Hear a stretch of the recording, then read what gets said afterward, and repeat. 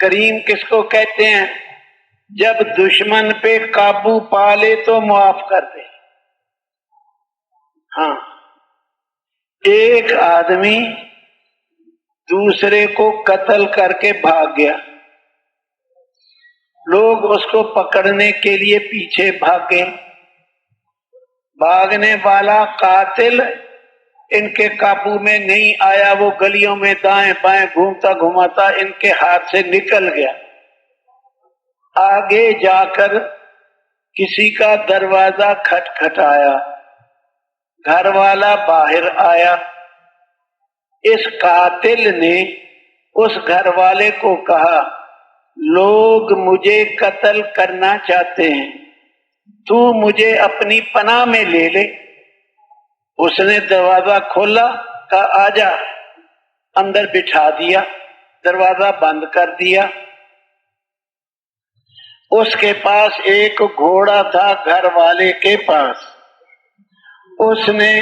وہ گھوڑا ذبح کیا، اس کا گوشت بنا کے پکا کے اس جس کو پناہ دی تھی اس کو کھلا دیا۔ ابھی گوشت کھلا کے فارغ ہوا تو کچھ لوگ آئے، دروازہ کھٹکھٹایا، انہوں نے کہا ایک آدمی آپ کے بھائی کو قتل کر کے بھاگ گیا،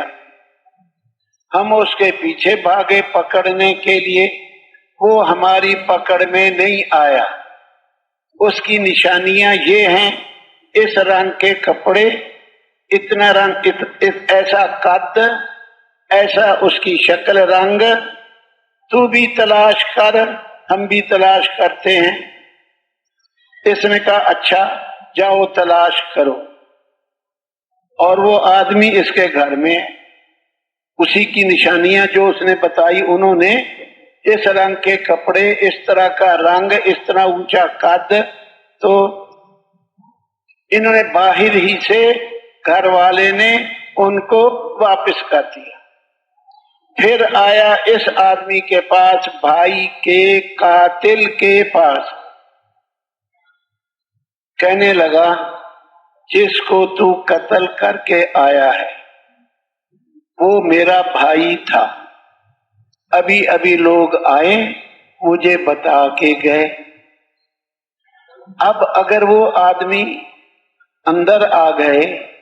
تو وہ تجھے دیکھیں گے اور بدلے میں تجھے قتل کریں گے، تو ایسا کر اب میرے گھر سے نکل جا، کسی طرح چھپ چھپا کے شہر سے باہر دور بھاگ جا، میں